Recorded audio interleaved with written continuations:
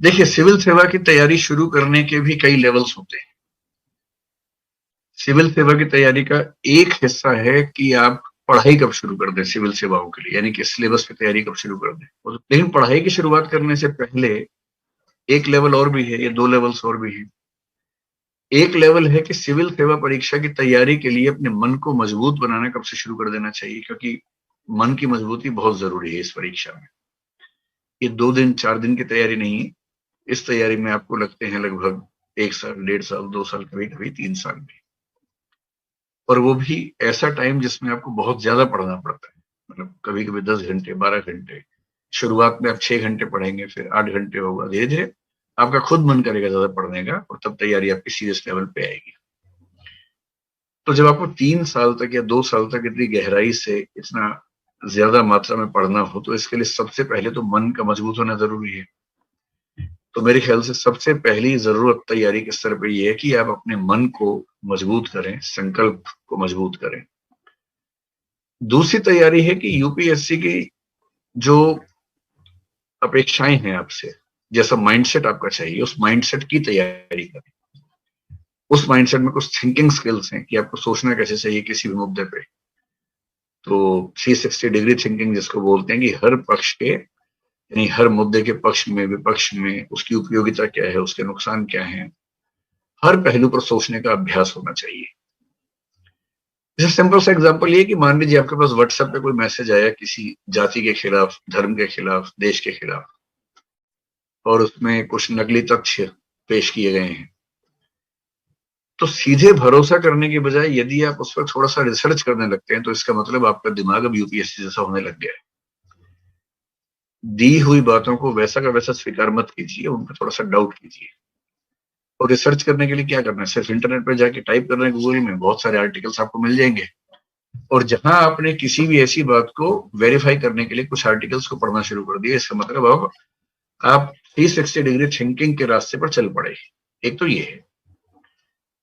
Debating skills बहुत जरूरी है कि आप किसी भी बात के पक्ष विपक्ष दोनों को समझ के बैलेंस कर सकें। स्पीकिंग स्किल्स हैं जो इंटरव्यू में काम आती हैं कि आप ठीक से बातों को बोल पाते हैं। राइटिंग स्किल्स बहुत जरूरी है कि आप किसी बहुत बड़ी बात को जो 1000 शब्दों में है उसको आप 100 शब्दों में ब्रीफ कर पा रहे हैं, या किसी बहुत छोटे से विषय पर जो जिसका कोई सिर पैर समझ में नहीं आता है, उस पर आप 1000-1200 शब्दों का निबंध लिख पा रहे हैं। यूपीएससी में ऐसे निबंध आते हैं जो कई बार समझ ही नहीं आता कि वो क्या पूछना चाह रहे हैं, लेकिन उस पर 1200 शब्द आपको लिखने होते हैं। तो मेरा कहना ये है कि वैसे तो अगर आप एक अच्छे स्टूडेंट रहे हैं और 20-21 की उम्र में शुरू करते हैं या 22-23 में शुरू करते हैं तो भी कोई दिक्कत नहीं। लेकिन यदि आप सिविल सेवाओं को लेकर शुरू से सीरियस हैं और आप एज अर्ली एज पॉसिबल उसमें सिलेक्ट होना चाह रहे हैं, क्योंकि जितना जल्दी सिलेक्ट होंगे सीनियोरिटी उतनी ज्यादा मिलेगी, और इस सर्विस का असली मजा कलेक्टर होने में नहीं है। इस सर्विस का असली मजा सेक्रेटरी होने में है, और सेक्रेटरी होने का मतलब लगभग 30-31 साल की सर्विस के बाद आप सेक्रेटरी बनते हैं। तो यदि आप 23 की उम्र में आईएएस बनते हैं तो आप 54 की उम्र में सेक्रेटरी बनेंगे, तो आपके पास 6 साल, और जनरली 2 साल एक्स्ट्रा मान सकते हैं अगर आपको ऐसी पोस्टिंग मिल जाती है बाद में। तो 6 से 8 साल सेक्रेटरी रहने का जो आनंद है इस सेवा में, यदि आप सिलेक्ट होंगे ही 29-30 की उम्र में, तो आपके पास होंगे ही कुल 30 साल, और 30 साल की सर्विस में तो वैसे भी कोई सेक्रेटरी नहीं बन पाता है। तो आप ज्वाइंट सेक्रेटरी बन के, एडिशनल सेक्रेटरी बन के रिटायर हो जाएंगे सेंटर में। उसमें फिर वो मजा नहीं है।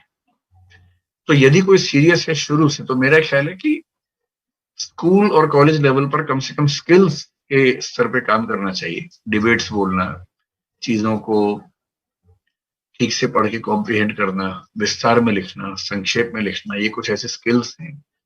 हो सके तो स्कूल कॉलेज में कुछ लीडरशिप पोजीशंस को संभालना।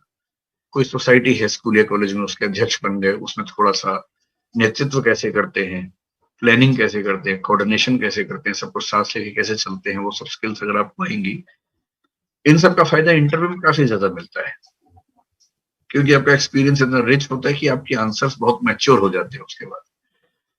तो मेरा ख्याल है कि आपको स्कूल और कॉलेज की लाइफ में एक तो मोटिवेशन, अपना मन मजबूत करने के लिए कुछ सिविल सेवाओं की या सिविल सेवकों की डायरी पढ़ लीजिए, उनकी किताबें पढ़िए उनके बारे में।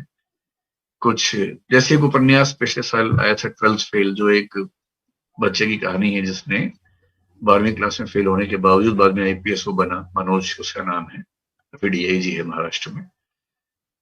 ऐसे कुछ कहानियां आपको मोटिवेशन के लिए हेल्पफुल हो सकती है। तो शुरुआत में 10वीं 11वीं 12वीं क्लास में वो सब पढ़ सकते हैं ऐसी कहानी।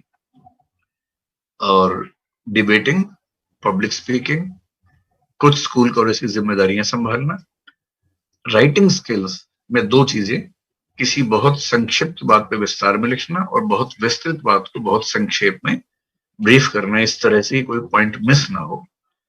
ये स्किल्स आप कॉलेज में अगर डेवलप कर लेते हैं तो मेरे ख्याल से कॉलेज के बाद, और यदि ये बहुत सीरियस हैं तो आप कॉलेज के फर्स्ट ईयर के बाद से सीरियस प्रिपरेशन में उतर सकते हैं। और अभी तो क्योंकि कॉलेज चल भी नहीं रहा है तो आप कॉलेज की शुरुआत से भी तैयारी कर सकते हैं। ऑनलाइन में तो ये सुविधा भी है कि आप अगर कोई ऐसा ऑनलाइन प्लेटफॉर्म ज्वाइन कर लिया आपने तो उसमें आप 2 साल 3 साल 4 साल तक जितनी बार चाहें पढ़ भी सकते हैं, रिवाइज भी कर सकते हैं। तो आप जिस भी यूनिवर्सिटी में जिस भी कॉलेज में पढ़ते हैं वहीं रहते हुए ऑनलाइन प्रिपरेशन की मदद से तैयारी की शुरुआत कर सकते हैं। पहले ये लिमिटेशन थी कि आप कॉलेज कर लेंगे, फिर आपको तैयारी करने के लिए किसी और शहर में जाना होगा, फिर वहां जाके आप तैयारी शुरू करेंगे। अब तो वो लिमिटेशन है नहीं, आप जहां भी रहते हैं वहीं से जो भी ऑनलाइन प्लेटफॉर्म आपको अच्छा लगे उस ऑनलाइन प्लेटफॉर्म से मदद लेके अपनी तैयारी शुरू कर सकते हैं। कॉलेज के साथ फर्स्ट या सेकेंड ईयर में शुरू कर देना चाहिए।